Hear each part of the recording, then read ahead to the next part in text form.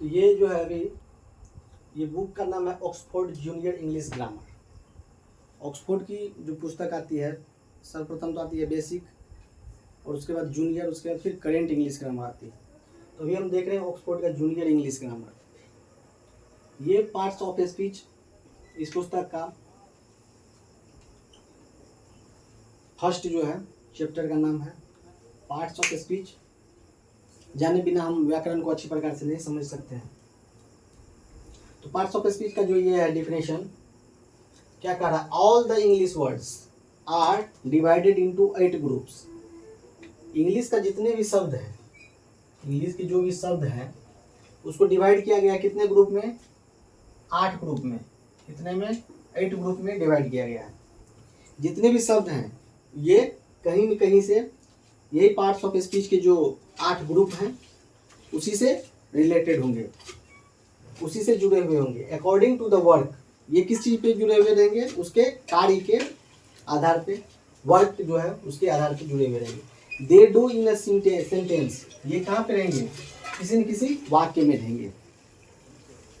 जैसे अगर कोई कह दिया माई नेम इज राम, इसमें राम क्या है, नाउन है। ये आगे देखेंगे जब हम नाउन को पढ़ेंगे, फिर प्रोनाउन को पढ़ेंगे, एडजेक्टिव को पढ़ेंगे, तो ये सभी नाउन है तो नाउन के बारे में समझेंगे। बस अभी हमको ये समझना है कि पार्ट्स ऑफ स्पीच के कितने भेद हैं, 8 भेद हैं। All the English words are divided into 8 groups. कितने भागों में बांटा गया है, 8 भागों में बांटा गया है। अकॉर्डिंग टू द वर्क, किस चीज़ के आधार पे, उसके कार्य के आधार पे बांटा गया है। दे डू इन अ सेंटेंस, वो कहाँ पे रहता है, वो पार्ट्स ऑफ स्पीच का जो भी भेद है वो सेंटेंस में रहता है। Each group is called parts of speech. ये जो ग्रुप होते हैं उसको क्या कहते हैं, पार्ट्स ऑफ स्पीच। तो ये पार्ट्स ऑफ स्पीच का डेफिनेशन हमको याद कर लेना है। All the English words are divided into 8 groups.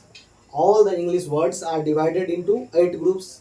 ये जो है कितने भागों में बांटा गया है, 8 भागों में। अकॉर्डिंग टू द वर्क, किस चीज के आधार पे, उसके काम के आधार पे। According to the work they do in a sentence, वो कहाँ में रहते हैं, सेंटेंस में रहते हैं। Each group is called parts of speech, उसको क्या कहते हैं, पार्ट्स ऑफ स्पीच।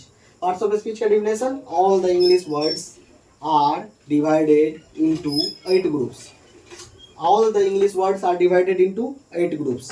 ये जो है इंग्लिश वर्ड्स को कितने भागों में बांटा गया है, 8 भागों में। अकॉर्डिंग टू द वर्क, किस चीज के आधार पे, उसके काम के आधार पे। दे डू इन अ सेंटेंस, और ये कहाँ पे रहता है, सेंटेंस में रहता है, वाक्य में रहता है। Each group is called parts of speech, इसी को क्या कहते हैं, पार्ट्स ऑफ स्पीच कहते हैं। और ये है कौन कौन, नाउन, नाउन को हिंदी में क्या कहते हैं, संज्ञा। प्रोनाउन को सर्वनाम, एडजेक्टिव को विशेषण, और वर्ब को क्रिया, एडवर्ब को क्रिया विशेषण, प्रीपोजिशन को संबंध बोधक अव्यय, कंजंक्शन को समुच्चय बोधक अव्यय, और इंटरजेक्शन को विस्मयादि बोधक अव्यय कहते हैं। तो ये जो 8 भागों में बांटा गया क्या सब नाम है, noun, pronoun, adjective, verb, adverb, preposition, conjunction और इंटरजेक्शन। ये जो है सभी भेद को याद कर लेना है। ये एक बार में हमको ये लाइन बाय लाइन याद होना चाहिए कि एक के बाद कौन है, 1 नंबर में कौन है, 2 नंबर में कौन है, तो वो अच्छे प्रकार से याद होता है। नाउन संज्ञा, प्रोनाउन सर्वनाम, एडजेक्टिव विशेषण, वर्ब क्रिया, एडवर्ब क्रिया विशेषण, प्रीपोजिशन संबंध बोधक अव्यय, कंजंक्शन समुच्चय बोधक अव्यय, और इंटरजेक्शन विस्मयादि बोधक अव्यय। ये सभी नाम है इसके पार्ट्स ऑफ स्पीच के भेद के नाम है। अब देखिए नोट में दिया हुआ है, अंग्रेजी भाषा के अनेक शब्द ऐसे हैं, बहुत सारे शब्द ऐसे हैं जिनके बारे में बिना वाक्य देखे हम नहीं कह सकते हैं कि किस पार्ट्स ऑफ स्पीच के अंतर्गत आते हैं। क्या कि वही जो है एक जगह पे पार्ट्स ऑफ स्पीच के अलग भेद में आ जाते हैं और दूसरे जगह वो अलग भेद में। इसमें कहाँ ही जाना है, अकॉर्डिंग टू द वर्क, उसका क्या काम है उसके आधार पे वो पार्ट्स ऑफ स्पीच में उस सेंटेंस में वो सेट होगा कि कहाँ पर वो है। तो आई, जैसे देखिए आई लव माई कंट्री, ये एक सेंटेंस है, आई लव माई कंट्री। उसमें लव जो है क्या है, वर्ब है, क्रिया। ये बता रहा है कि हम क्रिया है, हम कुछ न कुछ काम कर रहे हैं। सी इज माई लव, ये यह मेरा लव है, यह मेरा प्यार है, ये क्या दर्शाता है, लव नाउन। ये किसी न किसी व्यक्ति को सूचित कर रहा है, इंडिकेट कर रहा है, इसीलिए यहाँ पे ये नाउन का रूप ले रहा है। This is a fast train, ये ट्रेन फास्ट है। फास्ट एडजेक्टिव मतलब विशेषण, ये विशेषता बता रहा है कि ट्रेन जो है क्या है, फास्ट है। तो वो उसका विशेषता बता रहा है कि ट्रेन है लेकिन वो अभी चल जो रहा है, दौड़ रहा है, ये फास्ट दौड़ रहा है, ये इसका विशेषता को बता रहा है। दिस बॉय रन्स फास्ट, इसमें जो है ये फास्ट एडवर्ब का रूप ले रहा है। एडवर्ब क्या है? क्रिया विशेषण, ये जो कुछ काम कर रहा है उसके विशेषता को, उसकी क्रिया को की विशेषता को बता रहा है, इसीलिए ये क्या हो जाएगा यहाँ पर एडवर्ब। तो देखिए एक बार फिर से हम देख लेते हैं पार्ट्स ऑफ स्पीच का जो है, इसका जो डिफिनेशन क्या है, all the English words are divided into 8 groups. ये इंग्लिश वर्ड्स जो हैं कितने भागों में बटे हुए हैं? तो 8 भागों में बटे हुए हैं। अकॉर्डिंग टू द वर्क, किस चीज के आधार पे? कार्य के आधार पे। देख लिए कि अलग अलग प्रकार के कार्य हो रहे हैं, तो ये अलग अलग प्रकार के पार्ट्स ऑफ स्पीच में चले जा रहे हैं। दे डू इन अ सेंटेंस, और ये किस चीज के आधार पे? सेंटेंस मतलब वाक्य के आधार पे। Each group is called parts of speech, ये सभी ग्रुप को क्या कहते हैं? पार्ट्स ऑफ स्पीच कहते हैं।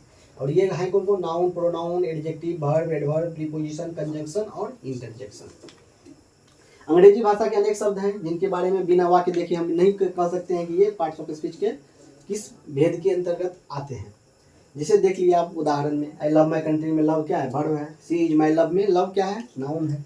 This is a fast train में फास्ट एडजेक्टिव है, और दिस बॉय रन्स फास्ट में फास्ट क्या है? एडवर्ब है।